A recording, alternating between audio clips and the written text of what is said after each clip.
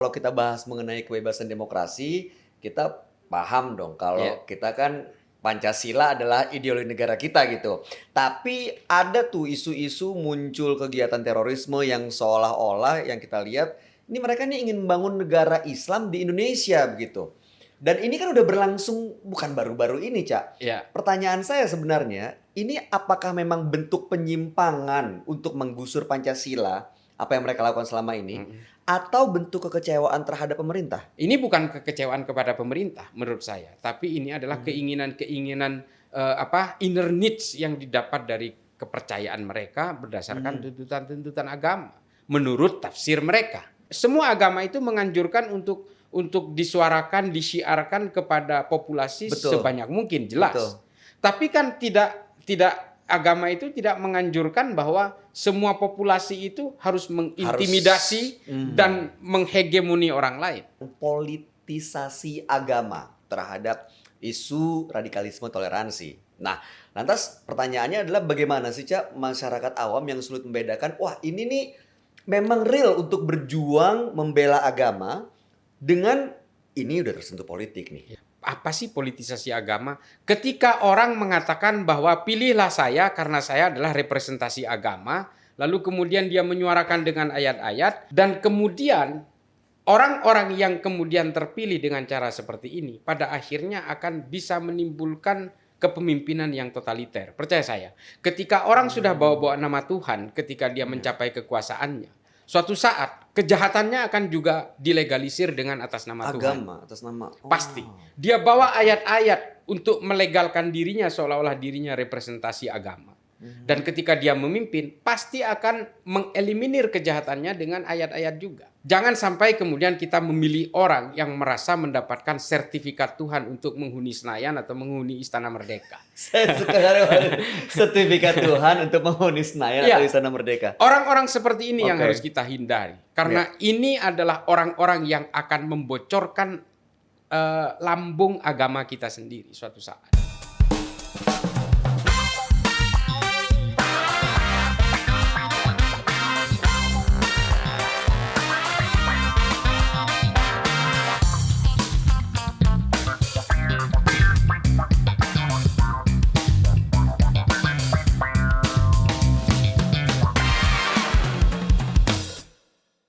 Halo Sobat Damai, BNPT hadir gelorakan sinergi untuk Indonesia Harmoni. Senang sekali saya Bayu Oktara kembali hadir untuk menyapa Anda dalam podcast Cafe Toleransi. Nah, kalau ngomongin Hilafatul Muslimin yang mengusung ideologi khilafah dalam organisasinya, Kepala BNPT mengungkapkan dalam konferensi pers fenomena ideologi kontemporer di Indonesia beberapa waktu lalu, memang Hilafatul Muslimin ini belum masuk dalam kategori kelompok organisasi terorisme. Tapi jika ini dibiarkan, maka akan menjadi sangat bahaya karena dikhawatirkan bisa menggusur ideologi Pancasila dan tentu bertentangan dengan semangat persatuan bangsa. Lantas apa yang membuat pemerintah, aparat penegak hukum, bahkan BNPT bergerak cepat untuk menindak tegas terhadap organisasi Hilafatul Muslimin? Jawabannya ada di episode kali ini. Kita sudah kedatangan sosok narasumber yang selalu berbicara dengan suaranya yang lantang, tegas, malah kadang-kadang ini marah-marah atau bagaimana. Nah, apalagi kalau udah berkaitan dengan NKRI. Sudah bisa Anda tebak? Langsung saja kalau begitu kita sapa Direktur Eksekutif Jaringan Moderat Indonesia, Islah Bahrawi. Apa kabar, Cak? Sehat, alhamdulillah Mas Akbar. Terima kasih sudah hadir bersama kita semua, Cak. Ya. Nah, sebelum ngobrol lebih lanjut, saya juga mau info ke Sobat Damai yang sedang menyaksikan kalau setiap episodenya kita selalu menerapkan protokol kesehatan yang sangat ketat dan juga sudah melakukan vaksin booster. Jadi mohon izin, kita boleh lepas masker dulu ya, Sobat Damai. Boleh, Ya, Cak? ya. Monggo. Nah, sebelum ke topik, saya ingin bertanya dulu nih, Cak. Ya. Di setiap acara debat, acara talk show, kita tuh kadang-kadang melihat bagaimana Cak menjelaskan dan juga menanggapi pertanyaan, jawaban dari lawan debatnya tuh kan bisa dibilang dengan suara menggelegar dan menggebu-gebu. Apakah memang masyarakat Indonesia perlu ketegasan seperti itu atau memang kebetulan suasananya aja yang membawa Cak sehingga kayak begitu, Cak? Terima kasih Mas Okta. Jadi kenapa saya membawakan itu dengan penuh gelora ya, penuh semangat dengan high tension gitu. Karena memang eh, untuk melawan kelompok-kelompok yang masih punya pemahaman eksklusif seperti mereka ini, memang menurut saya, dalam pandangan saya, memang tidak bisa diladeni dengan suara-suara lembut. Kalau enggak, kita betul-betul kalah suara. Karena begini, kalau prinsip saya, mereka ini kan jumlahnya sedikit, tapi berisiknya minta ampun. Betul sih.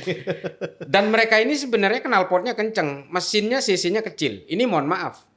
Jadi menurut saya memang kontra narasi terhadap mereka ini memang harus dilakukan secara menggelegar seperti itu. Karena kalau tidak, kita betul-betul dilibas. Saya sudah mengalami ini, saya sudah melakukan trial and error gitu ya dari berbagai tampilan di berbagai forum, baik di TV maupun di forum-forum offline misalnya. Itu ya kalau kita itu bersuara lembut dengan bertahan dengan sikap akademisnya dan segala macam.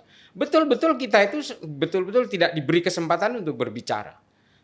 Kita itu betul-betul tidak bisa diberikan satu argumentasi, ruang untuk berargumentasi. Makanya saya terus terang di situ seolah-olah tidak beradab lah kasarnya gitu ya. Tapi Sebenarnya itu adalah keharusan. Bagian dari bagaimana cara mendeliver berbagai pesan kepada masyarakat bahwa kita itu memang harus speak up. Nah, kalau gitu nggak perlu basa-basi lagi nih sama Cak Islah, langsung aja kita ngobrol. Tadi kan Cak Islah juga udah sempat ngebahas knalpot mereka kenceng padahal cc-nya kecil. Saya nggak tahu apakah emang ini karena dibutuhkan buat konvoy begitu ya, Cak. Karena kemarin ini kan sempat viral juga tuh video konvoy yang seolah-olah mereka mengatakan ini modus kegiatan, tapi kita ngelihatnya apakah ini perekrutan yang dibalut kegiatan agama.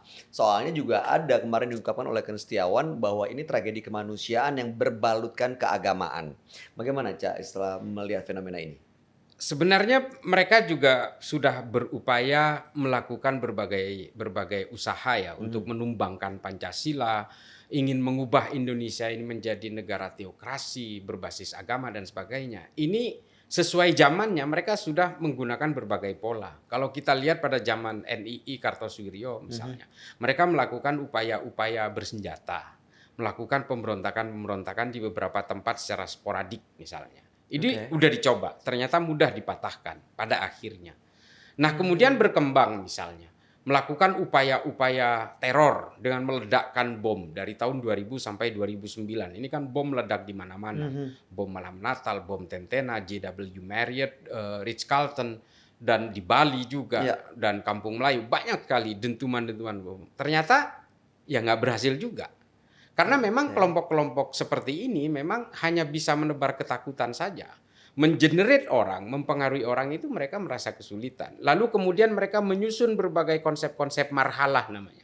Konsep-konsep yang menggunakan kekuatan-kekuatan revolusi merangkak secara bertahap gitu ya.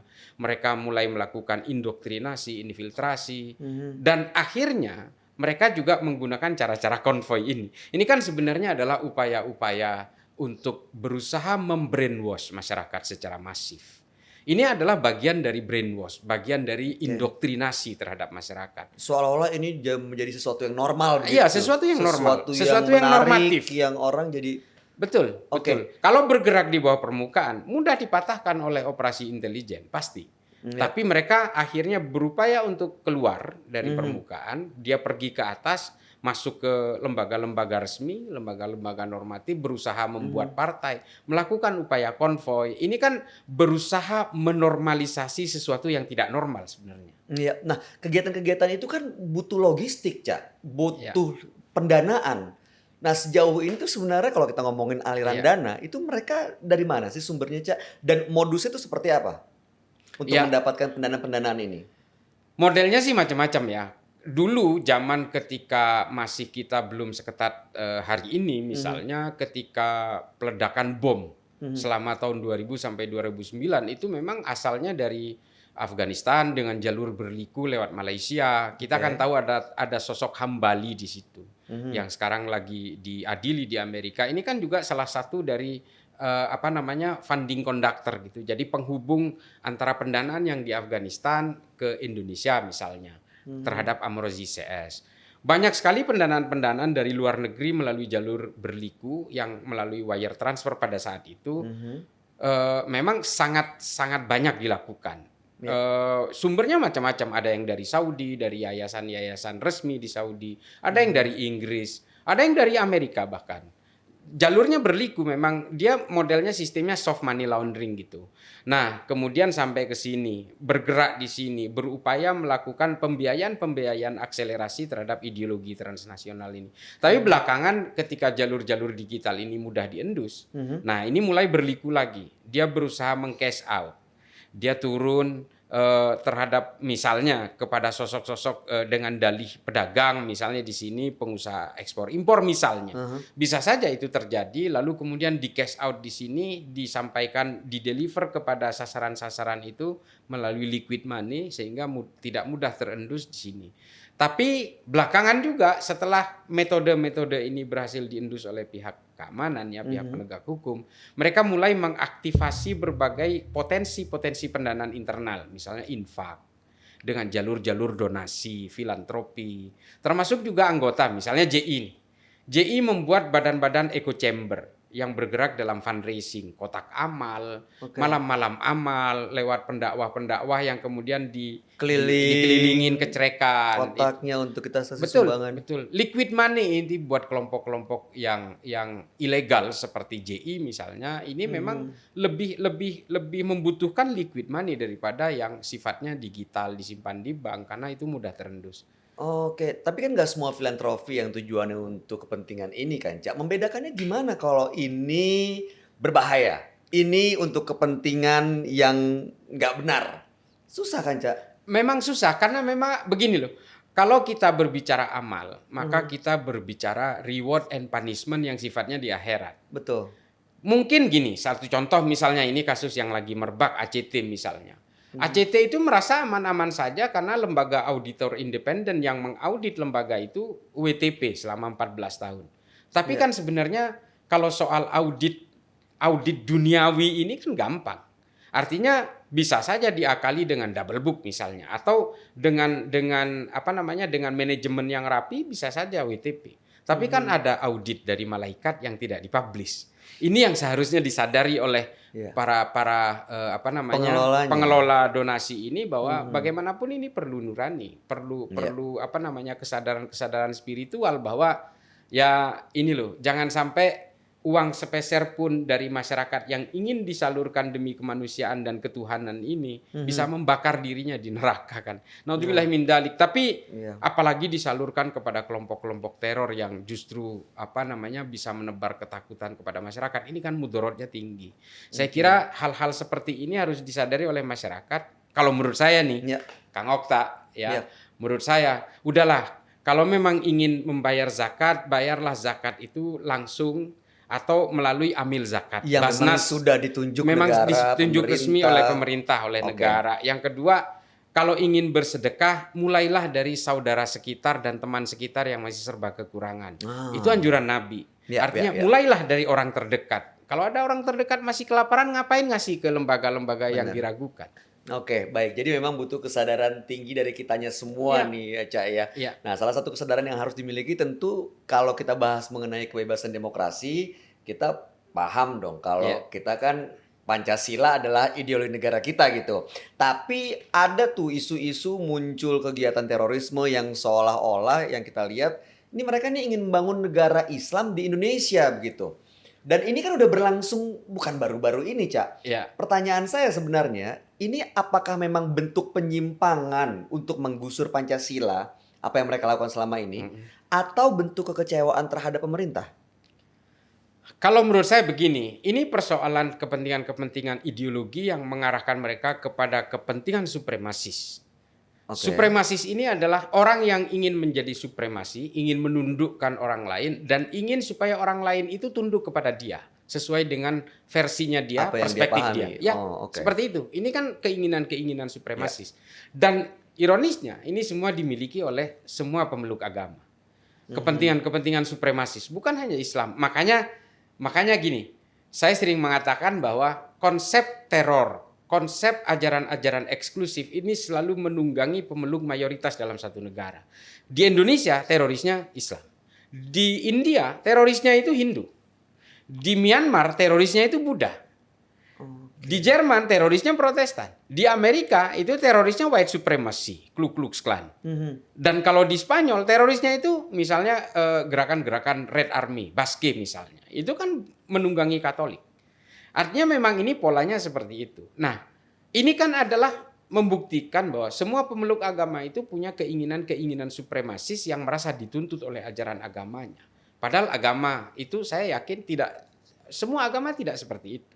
Nah, keinginan-keinginan supremasis inilah kemudian yang digelorakan seolah-olah negara ini tidak akan stabil, tidak akan maju kalau tidak dipegang oleh agamanya. Persoalannya adalah orang-orang yang ingin menjadikan Indonesia ini adalah sebagai negara agama. Ini kan upaya-upaya homogenisasi. Dan semua agama punya keinginan untuk menghomogenisasi banyak orang. Nah, ini bukan kekecewaan kepada pemerintah menurut saya, tapi ini adalah keinginan-keinginan inner needs yang didapat dari kepercayaan mereka berdasarkan tuntutan-tuntutan agama menurut tafsir mereka. Masalahnya menurut saya tidak semua agama itu menganjurkan untuk disuarakan, disiarkan kepada populasi sebanyak mungkin, jelas. Betul. Tapi kan tidak agama itu tidak menganjurkan bahwa semua populasi itu harus mengintimidasi dan menghegemoni orang lain. Itu persoalannya. Oke, nah pemahaman ini kadang-kadang bisa ya samar begitu, Cak. Ya. Karena begitu ditanya, ya mereka tidak menganggap bertentangan dengan Pancasila. Kita tidak menentang Pancasila, begitu. Bohong itu. Nah, itu dia. Makanya kan agak sulit membedakannya. Nah, apakah memang cara ini dilakukan supaya Khilafatul Muslimin itu tidak ditangkal? Atau memang cara seperti ini sudah dilakukan dari organisasi-organisasi terlarang terdahulu, Cak? Sudah. Jadi mereka tidak merasa bertentangan dengan Pancasila dan menyuarakan itu pada orang banyak. Itu yang bikin orang terpengaruh, Cak. Ini yang saya sebut dengan takiyah. Banyak yang mengatakan, oh takiyah itu hanya domain Syiah, nggak ada orang lain bertakiyah. Bohong. Jangankan Sunni, jangankan Syiah, jangankan berbagai sekte lain. Komunis pun melakukan takiyah itu biasa. Artinya kamuflase untuk menyembunyikan perjuangan seolah-olah dia comply terhadap negara, comply terhadap Pancasila. Ini kan bagian dari jurus-jurus marhalah yang saya katakan tadi. Jadi memang mereka ini seolah-olah comply terhadap Pancasila. Padahal dengan dia mendeklar sebagai khalifah dan Khilafatul Muslimin ini sebagai kekhilafahan, dengan sendirinya dia sudah mendegradasi nilai dari Pancasila itu sendiri. Bohong sekali. Itu banyak dilakukan. Kalau kita perhatikan dari berbagai gerakan-gerakan di Indonesia, itu mereka melakukan takiyah itu kan sudah biasa. Iya. Bergerak di bawah permukaan itu juga bagian dari takiyah. Nah, itu dia. Artinya kan berarti pemahaman mengenai Pancasila itu harus disebarluaskan termasuk di generasi milenial yang sekarang nih, Cak. Ya. Dari sejak anak muda. Kalau zaman saya dulu nih, Cak, Cak, zaman sekolah tuh masih ada yang namanya penataran P4, lalu juga penataran pemahaman butir-butir Pancasila sehingga kita menerapkan dan mengaplikasikan dalam kehidupan sehari-hari begitu, Cak. Nah, apakah di zaman sekarang untuk meyakini dan memahami aspek Pancasila itu terbilang sulit buat anak muda? Karena mungkin saya nggak tahu apakah ada medianya atau tidak, tapi yang jelas banyak orang melihat ini ada celah nih untuk menggoyangkan Pancasila sebagai ideologi. Gimana, Cak, melihatnya? Saya itu termasuk yang paling tidak setuju dengan persoalan-persoalan seremonial. Penataran P4 itu sebenarnya urusan seremonial. Ada sertifikat, habis itu keluar, diserahkan, foto, cekrek-cekrek, selesai. Bukan persoalan itu. Pancasila hari ini kalau memang betul-betul ingin diapresiasi dan supaya betul-betul mengindoktrin bangsa Indonesia hari ini memang harus diwujudkan dalam law enforcement misalnya. Penerapan hukum yang harus tajam dan tidak tumpul ke segala arah. Itu salah satu nilai-nilai Pancasila. Memberikan kebebasan kepada semua pemeluk agama misalnya. Hari ini orang Kristen itu masih sulit mendirikan gereja. Ini kan tidak Pancasilais. Artinya begini, bukan hanya bottom to bottom yang diperlukan untuk berpancasila hari ini. Top to the bottom juga perlu. Top to the top juga perlu. Produk-produk hukum kita harus menjamin kebebasan semua orang untuk melaksanakan Pancasila itu secara utuh. Orang Kristen hari ini dengan SKB Menteri misalnya kesulitan untuk mendirikan gereja di daerah-daerah minoritas. Orang Islam kesulitan mendirikan masjid di daerah-daerah minoritas Islam. Ini yang harus dimulai dari situ. Lalu kemudian misalnya Ada pelaku tawuran pelajar misalnya karena dia kena pasal 170 dihukum 9 tahun. Ada koruptor yang korupsinya itu ratusan miliar dihukum 5 tahun. Pancasilanya di mana? Kita kalau ingin betul-betul Pancasila ini tegak, betul-betul Pancasila ini diapresiasi oleh masyarakat, buktikan lewat itu. Buktikan lewat penegakan-penegakan hukum seperti itu. Kalau soal penataran P4 ini kan seremonial saja. Seremonial sih, betul juga. Ini dulu kan ada kelompok pencapir. Ini seremonial semua. Iya, Tapi apa kemudian yang membuat kita itu zaman dulu seolah-olah Pancasilais? Karena ada intimidasi dari kekuasaan. Ada totaliter, gerakan-gerakan totaliter, pembungkaman terhadap masyarakat. Ini yang di era demokrasi seperti ini dengan era-era kebebasan seperti ini, memang seremonial itu menjadi tidak penting. Yang penting adalah bagaimana demokrasi Pancasila ini betul-betul dilaksanakan di tengah masyarakat. Kalau keadilan relatif lah ya. Orang yang hari ini lagi senang, lagi kaya, pasti bilang ini adil. Tapi kalau orang yang lagi melarat ini bilang tidak adil. Ya. Nah, Pancasila itu tidak di situ. Soal keadilan ini dengan segala relativitasnya tidak. Ya artinya memang Pancasila ini betul-betul harus diwujudkan dalam penerapan hukum misalnya. Berkeadilan hukum itu memang sangat penting. Pengentasan kemiskinan dan sebagainya itu penting. Itu jauh lebih konkret daripada sekedar seremonial cekrek-cekrek selesai. Nah, biasanya masyarakat Indonesia kan bicara soal law enforcement mengikuti apa yang pemimpinnya lakukan atau yang boleh yang tidak boleh begitu. Nah, kalau kita bicara soal organisasi keagamaan gimana, Cak? Sebenarnya peran besar dong untuk bisa menegakkan law enforcement ini, Cak. Kita tahu ada Muhammadiyah, ada NU. Sebenarnya ini kan bisa digunakan untuk menangkal gerakan-gerakan ini kan, Cak? Terorisme ini. Gimana, Cak, melihatnya? Apa sebenarnya yang harus ditanamkan untuk menanamkan wawasan kebangsaan? Apakah bisa melalui organisasi keagamaan yang ada sekarang? Atau memang pemerintah harus melakukan upaya lebih? Ya, kalau saya sih melihatnya begini, bukan hanya tugas beberapa ormas atau tugas pemerintah saja. Deteksi dini, pencegahan dini itu memang harus dimulai dari masyarakat sebagai sektor hulu. Ya. Kalau sektor hilir ya sudah selesai lah. Artinya gini, kita tidak perlu meragukan Densus 88 untuk melakukan operasi intelijen, operasi penindakan, operasi deradikalisasinya dan sebagainya. Yang paling penting itu adalah di hulu. Kalau di hulu ini kita berhasil, maka seharusnya di hilir juga seharusnya semakin mengecil gitu ya, penindakan segala macam. Ini semua harus dimulai dari kita, dari keluarga terkecil. Karena begini, saya melihatnya gini, Mas Okta. Ini Mas apa Kang ya? Biasa apa aja Pak, Cak, monggo. Mas Okta, jadi gini ya, kalau saya melihat begini, tren ke belakang ini, ketika simpul-simpul organisasi teror ini mudah dipatahkan oleh penegak hukum. Ke belakang ini mereka akan melakukan campaign terhadap melalui dunia-dunia digital kita. Sasarannya adalah kelompok milenial, generasi Z. Ini memang menjadi sasaran karena anak muda itu buat kelompok-kelompok ideologi transnasional ini adalah investasi masa depan. Nah, ke belakang ini kemungkinan mudah-mudahan tidak ya. Tapi lone wolf yang tidak terkait dengan jaringan teror ini akan menjadi tren ke depan.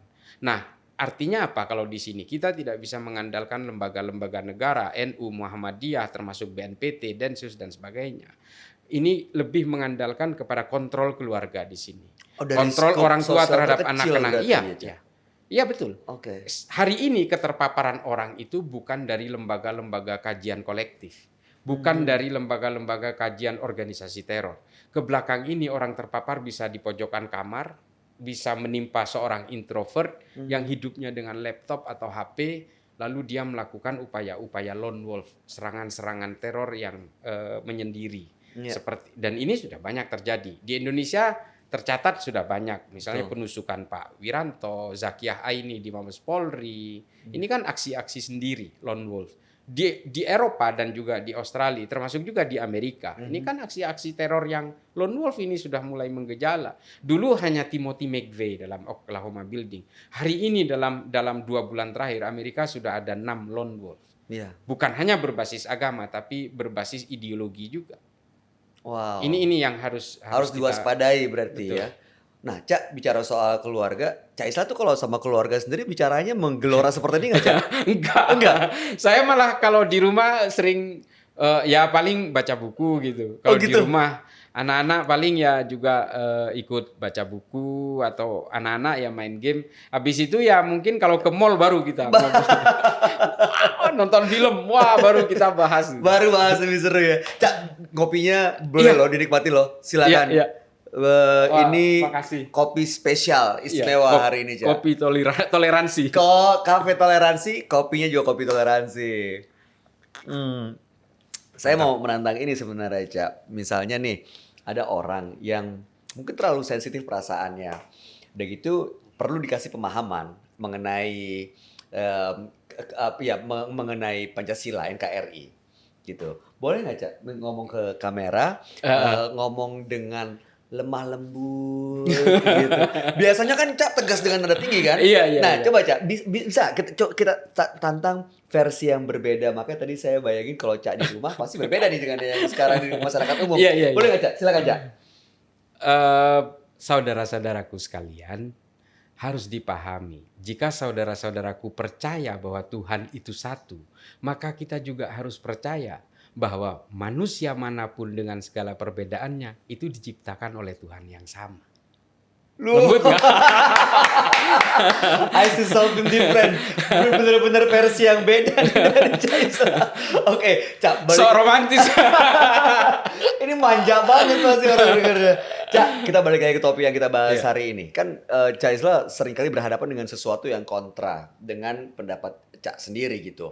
Bahkan sering sekali orang mengungkapkan tentang politisasi agama terhadap isu radikalisme toleransi. Nah, lantas pertanyaannya adalah bagaimana sih, Cak, masyarakat awam yang sulit membedakan, wah ini nih memang real untuk berjuang membela agama dengan ini udah tersentuh politik nih. Iya. Itu membedakannya bagaimana? Soalnya kan sekarang Khilafatul Muslimin itu bilang katanya berjuang bukan dengan perang tapi dengan konvoy. Iya. Gitu katanya, Cak. Gimana kita membedakan ini perjuangan agama, ini politisasi. Ya, ini penting nih. Kita kan 2024. Ini Nah. pasti politisasi agamanya kencang. Saya memang paling kuat menyuarakan ini karena Oke. begini, berdasarkan akar-akar historik terutama dalam Islam, Islam itu sejarahnya menjadi dedel duel itu gara-gara politisasi agama.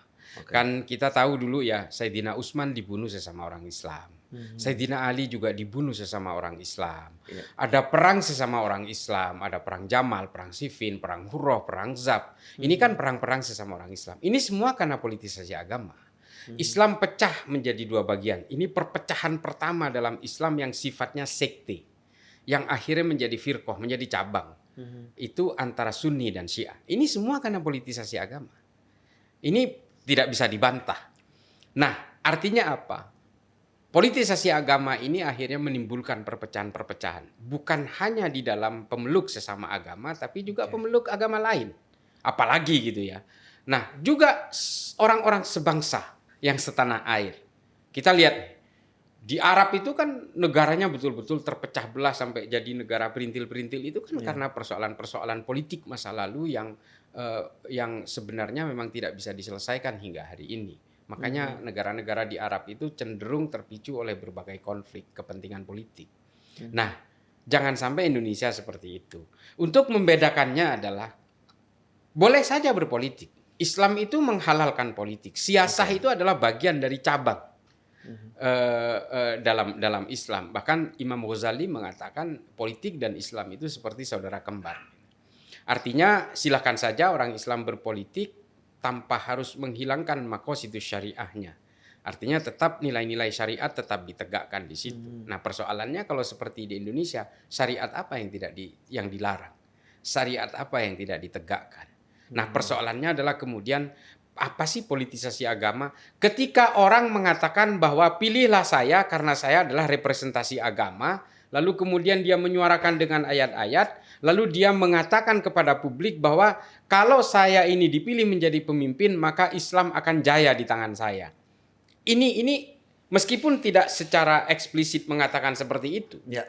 Ini Tapi terkesan seperti itu. ini akan berkesan seperti itu, dan kemudian orang-orang yang kemudian terpilih dengan cara seperti ini pada akhirnya akan bisa menimbulkan kepemimpinan yang totaliter. Percaya saya, ketika orang sudah bawa-bawa nama Tuhan ketika dia mencapai kekuasaannya, suatu saat kejahatannya akan juga dilegalisir dengan atas nama Tuhan. Agama atas nama. Pasti. Dia bawa ayat-ayat untuk melegalkan dirinya seolah-olah dirinya representasi agama. Dan ketika dia memimpin, pasti akan mengeliminir kejahatannya dengan ayat-ayat juga. Ini sudah sering terjadi. Di dalam Islam, di dalam Kristen, di dalam berbagai agama juga sudah terjadi seperti ini. Makanya begini, jangan sampai kemudian kita memilih orang yang merasa mendapatkan sertifikat Tuhan untuk menghuni Senayan atau menghuni Istana Merdeka. Saya suka sekali sertifikat Tuhan untuk menghuni Senayan Ya. atau Istana Merdeka. Orang-orang seperti ini yang Oke. harus kita hindari. Karena ini adalah orang-orang yang akan membocorkan lambung agama kita sendiri suatu saat. Kita kan sering ini menemukan orang-orang yang mengatasnamakan Tuhan, mengatasnamakan agama ketika dia berkampanye, tapi ketika dia melakukan korupsi, yang dipermalukan itu bukan hanya umat beragama, tapi juga agamanya. Agama itu sendiri juga ya. Tapi kalau begitu, kalau Ca bilang tadi agama dan politik seperti saudara kembar, ya bagaimana bentuk idealnya itu seperti apa sebenarnya porsinya, Ca? Karena kan jangan sampai nanti orang justru malah menggunakan ayat agama seolah-olah mendapatkan sertifikat Tuhan. Iya. Jadi begini, kita harus bisa membedakan kehidupan beragama dan kehidupan bernegara. Ini yang disebut oleh Ibnu Khaldun dalam Al-Muqaddimah sebagai konsep al-asobiyah. Jadi kesepakatan dalam bernegara itu adalah kesepakatan antara rakyat dan pemimpin, pemimpin dengan rakyat, Oke. beserta jajaran-jajaran di samping kanan kirinya. Artinya ini adalah suatu kesepakatan kebangsaan bersama. Ada posisi bagaimana kita bernegara, ada posisi ketika kita beragama. Contoh aja, saya sholat di rumah. Saya wudhu, lalu saya sholat, saya wirid misalnya, dan selesai. Ini dalam konteks beragama. Betul. Ketika saya keluar dari rumah, saya nemu lampu merah. Otomatis saya harus berhenti. Itulah hukum negara. Kalau saya serobot lampu merah itu, saya tabrakan dengan orang yang terkena lampu hijau. Ini hukum negara. Apakah syariah mengatur ini? Tidak. Syariah hanya mengatur ketertiban, keteraturan, kepatuhan, dan sebagainya. Tapi lampu merah in details itu kan hukum undang-undang lalu lintas negara. Nah, ini yang harus kita bisa bedakan tanpa kehilangan maqasidus syariahnya. Fungsi-fungsi syariah, maslahat-maslahat dari syariah itu sendiri tanpa harus dihilangkan. Ya, ya. Kita kan hidup di negara yang berbeda-beda, majemuk. Artinya apa? Di situ kita tidak boleh menghegemoni kekuasaan itu seolah-olah kita harus berkuasa lalu orang-orang lain itu tunduk supaya kita bisa batasi kehidupan spiritualnya. Kita tidak bisa seperti itu. Makanya saya sering katakan, loh Indonesia ini kalau berkaca ke konsepnya Ibnu Khaldun, Indonesia ini sudah khilafah. Khilafatul Indonesia. Asobiahnya apa? Syuronya apa? Kesepakatannya apa? Ya Pancasila itu. Oh, oke. Kan ini nabi banget. Nabi di Madinah ya seperti itu. Iya, iya, iya. Nah, bicara soal tadi kegiatan-kegiatan yang kegiatan-kegiatan keagamaan gitu, Ca. Saat ini kan memang banyak sekali kegiatan keagamaan, tapi kadang-kadang kita juga nggak tahu gitu. Ini benar-benar memang sesuai dengan prinsip kedaulatan negara, atau justru ingin menciptakan negara lain yang bertentangan dengan ideologi bangsa gitu. Bagaimana caranya supaya kita menyadari dan lebih peka terhadap kegiatan-kegiatan keagamaan ini? Mana yang bertentangan, mana yang ini benar? Ya, ini persoalan hari ini bangsa kita. Ini adalah efek dari bagaimana efek buruk dari politisasi agama. Kalau sudah politisasi agama itu merebak, maka dendamnya awet, marahnya awet. Kelompok-kelompok pengajian hari ini, termasuk ustadz-ustadz juga, banyak sekali yang belum bisa move on dari kemarahan dan dendam politik karena pilihannya tidak terpilih. Kalau ini didiamkan dan ini menjadi satu kelompok menyatu begitu, ini akan menjadi bahaya. Oleh karena itu, saya teringat tulisannya Syekh Usama Said Al-Azhari dalam Al-Haq Al-Mubin, dikatakan bahwa silakan kalian ini berbuat apapun, artinya sepanjang kalian ini tidak membahayakan negara, sepanjang kalian ini tidak ingin mendevaluasi ideologi negara, sepanjang tidak ingin mendegradasi kedaulatan negara.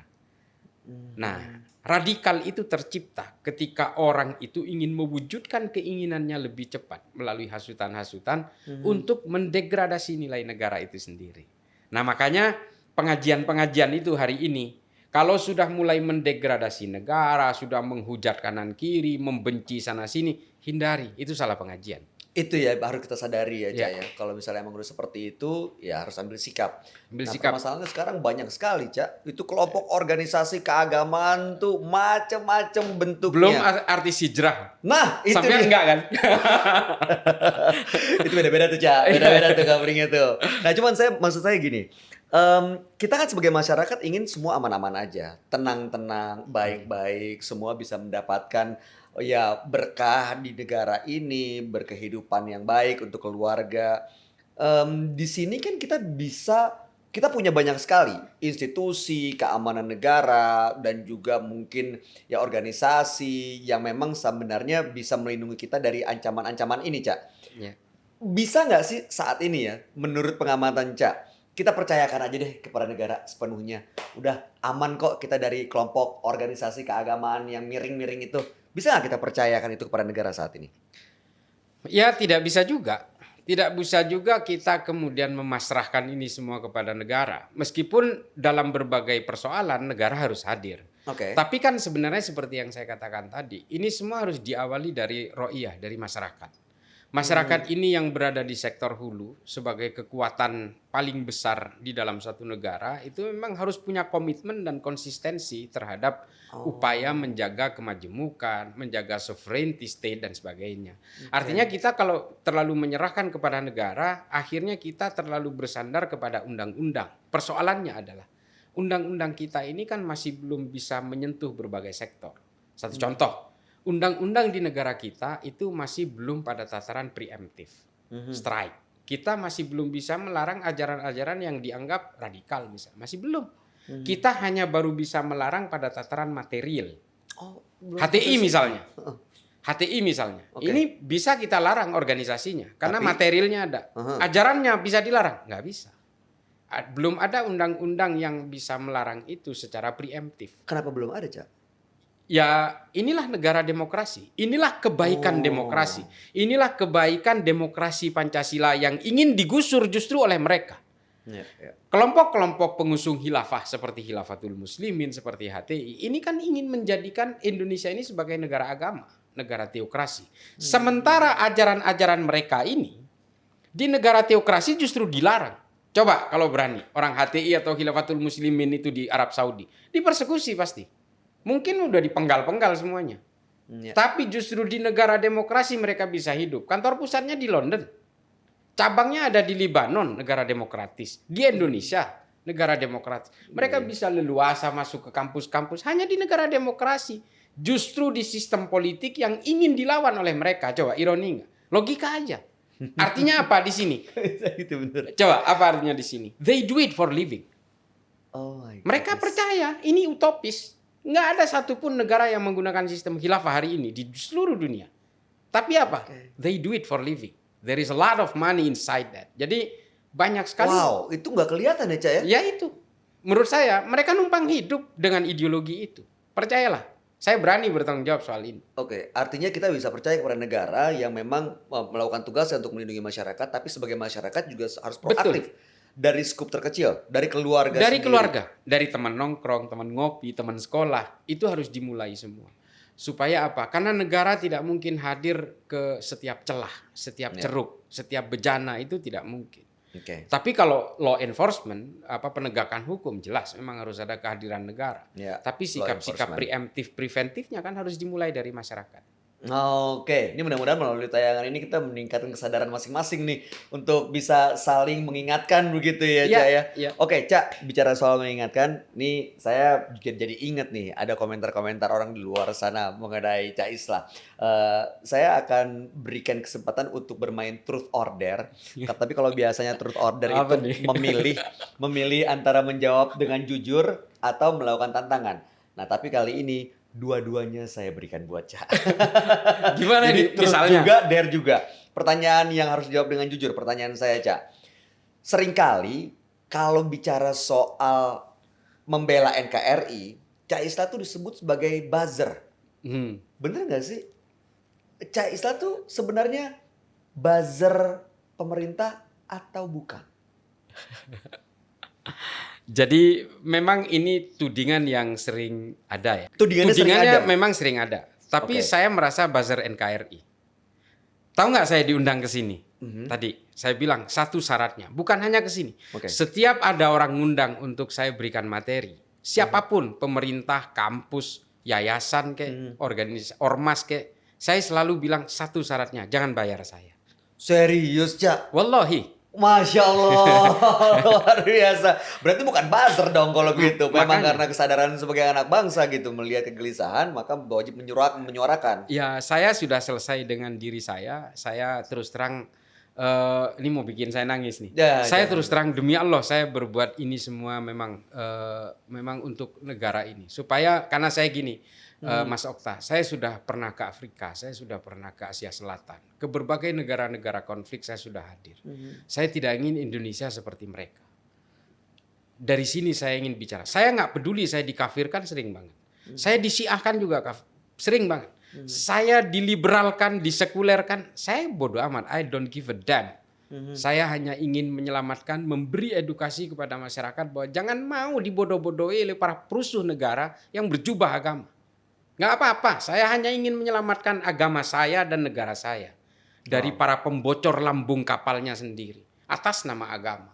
Ini kan gampang sekali hari ini. Wow, respect, Cak.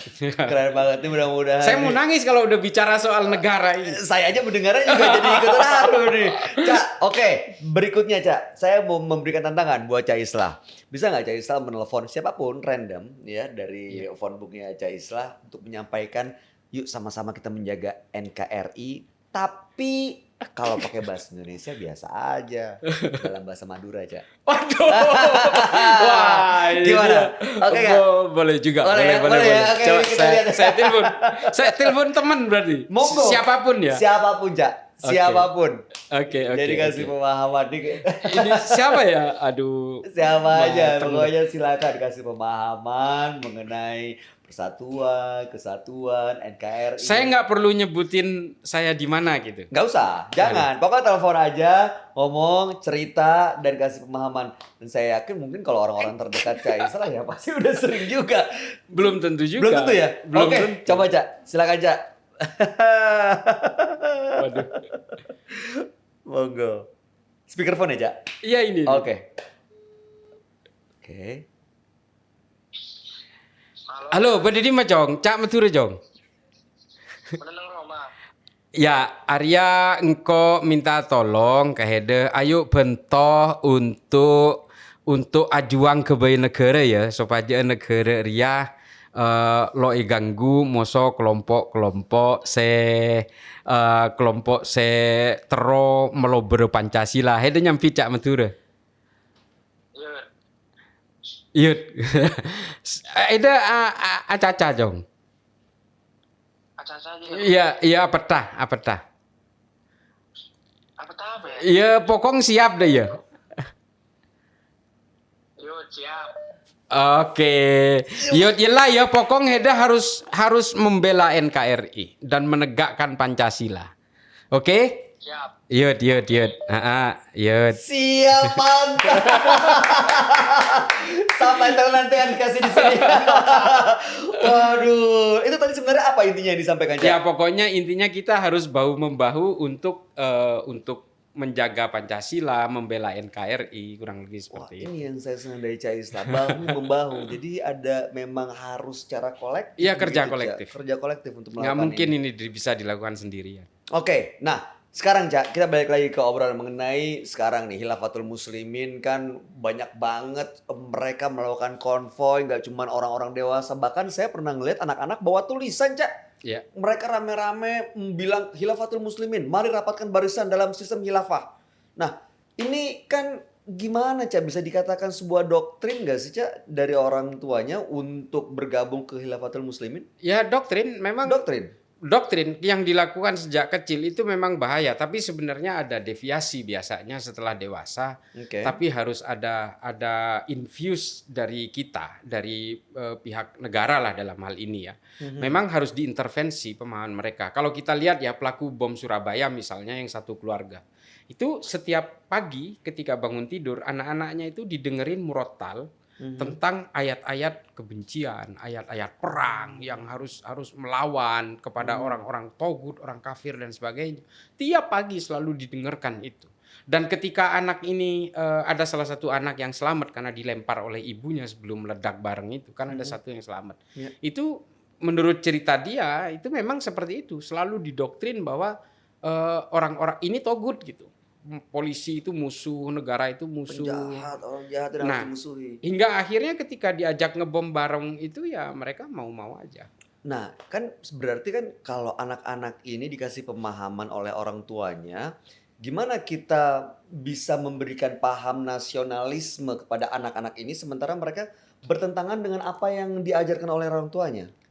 Ya sebenarnya begini ya, kalau di usia anak-anak intervensi ideologisnya sebenarnya lebih gampang justru daripada orang yang sudah dewasa. Walaupun sehari-hari dengan orang tuanya. Iya, masih bisa dipatahkan. Apa yang bisa kita lakukan, Cak? Bisa melakukan intervensi ideologi dengan diskusi, dengan metode-metode keilmuan. Seperti anak yang selamat saya ceritakan tadi di bom Surabaya, itu ketika diberi air pasca kejadian itu, dia nggak mau diminum. Air yang diberikan oleh petugas Densus itu nggak mau diminum. Alasan ini air ini najis karena diberikan oleh togut kafir. Ini anak kecil ini. Tapi ya lambat laun setelah dididik upaya pembauran. Anak kecil ini sebenarnya hanya persoalan ini, belum menyentuh subconscious mind-nya. Jadi ideologi itu masih belum betul-betul menjadi anchor di kepalanya. Jadi masih bisa dengan pembauran misalnya diajak camping bareng dengan orang-orang lintas agama, nanti dia akan tahu oh ternyata orang yang berbeda agama pun baik gitu, saling tolong-menolong. Nah, metode-metode seperti itu memang harus dilakukan.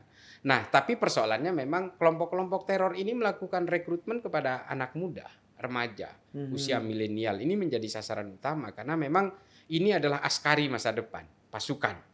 Dan juga untuk menjaga kelangsungan ideologinya memang harus merekrut anak-anak muda. Nah, tangkapan Densus belakangan ini memang lebih indeksnya itu anak muda dari kalangan milenial dan generasi Z ini memang mulai meningkat. Artinya sasaran rekrutmen kelompok-kelompok eksklusif ideologi transnasional ini memang lebih banyak nyasar ke anak muda. Kalau di kampus hari ini ada Gema Pembebasan. Ini kan pengusung-pengusung khilafah yang menyasar kampus, mahasiswa. Ini bahaya kalau tidak ditanggulangi, diberikan pemahaman karena 10-15 tahun lagi mereka jadi pemimpin. Wow, harapan kita nih mudah-mudahan semakin banyak pemahaman orang mengenai hal ini sehingga kita bisa mewaspadai, melakukan antisipasi, mitigasi lah ya, Cak ya. Supaya bisa benar-benar menangkal nih gerakan-gerakan terorisme seperti ini yang bisa justru mengancam kedaulatan negara. Cak, terakhir Cak, apa yang mau disampaikan buat masyarakat Indonesia supaya lebih berhati-hati lah dalam memilih sebuah organisasi keagamaan? Silakan Cak. Ya, kalau saya sih satu hal yang paling harus kita sadari adalah bahwa Tuhan itu menurunkan agama-agama, termasuk agama Islam, itu untuk menertibkan manusia. Ini kan lembut nih. Gaya lembut kan? Beda lagi nih. Itu untuk menertibkan manusia. Kalau dengan beragama, kita kemudian digiring ke arah kebencian, ke arah caci maki, ke arah untuk berusaha membinasakan orang lain, menakut-nakuti orang lain, karena kita gelisah oleh keimanan orang lain. Tentu saja ini bukan fungsi agama. Kalau memang kita percaya bahwa agama itu diturunkan Allah, diturunkan oleh Tuhan untuk menertibkan manusia, tapi dengan beragama kita kemudian membenci orang lain, fungsi agama di sini sudah hilang. Artinya apa? Saya sering katakan bahwa kita ini bukan penganut agama, kita ini penganut tafsir-tafsir agama.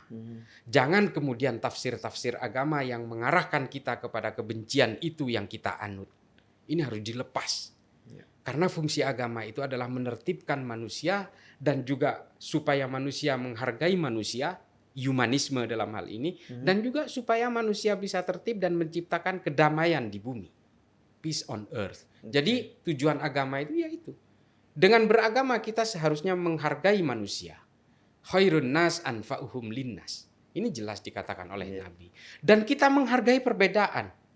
Kata Allah, semua perbedaan ini saya ciptakan dengan sengaja. Supaya apa? Supaya kalian lita'arofu. Saling mengenal dalam segala perbedaan itu. Ini konsep-konsep Islam. Dan apa kemudian bahwa janganlah kita itu berselisih paham, bertengkar, berperang dan sebagainya. Karena kemenangan yang paling nyata itu adalah berdamai di antara sesama manusia. Ini semua ayat-ayat Allah. Dan oleh karena itu makanya dengan beragama kita seharusnya tidak membenci orang lain, tidak gelisah oleh keimanan orang lain, dan dengan beragama kita menjunjung tinggi kemanusiaan dan menciptakan kedamaian. Ya. Buang jauh-jauh tafsir-tafsir agama yang mengarahkan kita kepada kebencian-kebencian terhadap pihak lain karena persoalan perbedaan. Wow, luar biasa sekali mendengar dengan gaya bicara bertutur yang sedikit berbeda dari biasanya. Tapi semuanya bisa kita pahami bahwa sebenarnya menciptakan kedamaian itu adalah satu kemenangan yang utama. Iya. Ya, apalagi kalau misalnya menganggap ya ada agama lain yang bikin kita gelisah, itulah yang harus diwaspadai. Jangan sampai salah pilih. Yang jelas, Sobat Damai, lama atau barunya kita mendengar organisasi Khilafatul Muslimin ini, kita semua tentu berharap kalau Indonesia selalu berada dalam keadaan yang aman, damai, serta memiliki nilai toleransi yang tinggi. Ideologi adalah konsep buah pemikiran. Jika ditambahkan dengan Pancasila, berarti konsep buah pemikiran yang berlandaskan pada nilai Pancasila. Yuk, untuk Sobat Damai, kita harus lebih cerdas dalam mendalami ilmu keagamaan dan tentu dengan tetap menanamkan jiwa nasionalisme. Katakan tidak untuk provokasi dan katakan tidak untuk terorisme.